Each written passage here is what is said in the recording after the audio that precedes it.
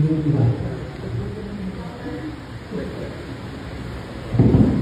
of all, I have three P's in my life.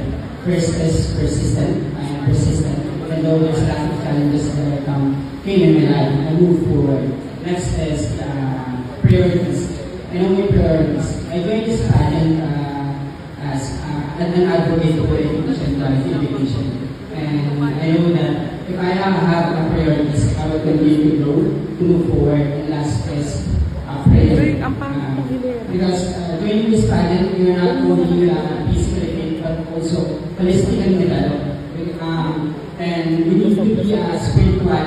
You need to have a spirituality in order for us to have a guidance. That's all. Thank you. Thank you. Good afternoon.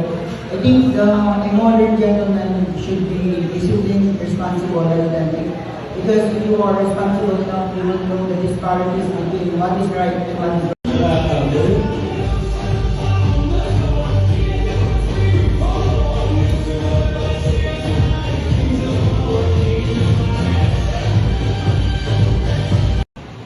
Ng buong buo at may mabuting kalooban at kusilang at hangamin na maging responsible to push my advocacy. So that's all.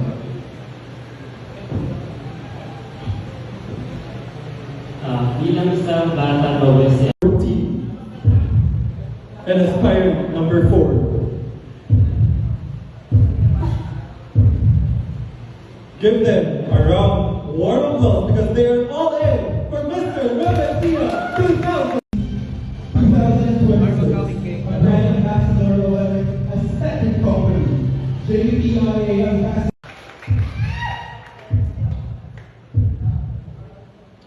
For our candidate number 13, aspirant number 82, and aspirant number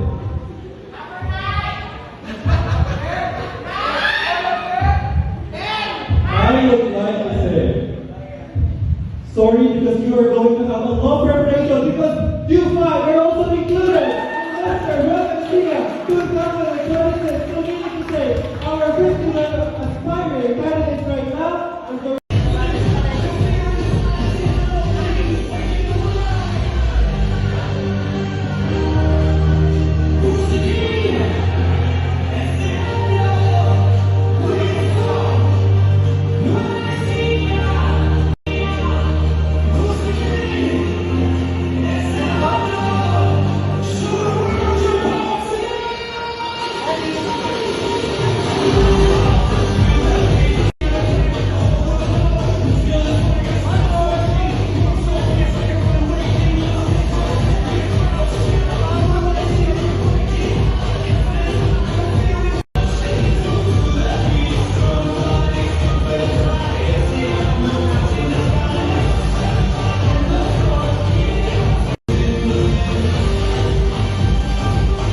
Thank you very much, Andrew. Season 3 Grand Winner 2024 and Southeast Asia Children's Awards Ambassador. Let's give him our award round of applause, Mr. James Benedito, our Mr. Something New Manila 2026. Sino yung mga kinabahan? Sino yung mga kinabahan? 1 to 15.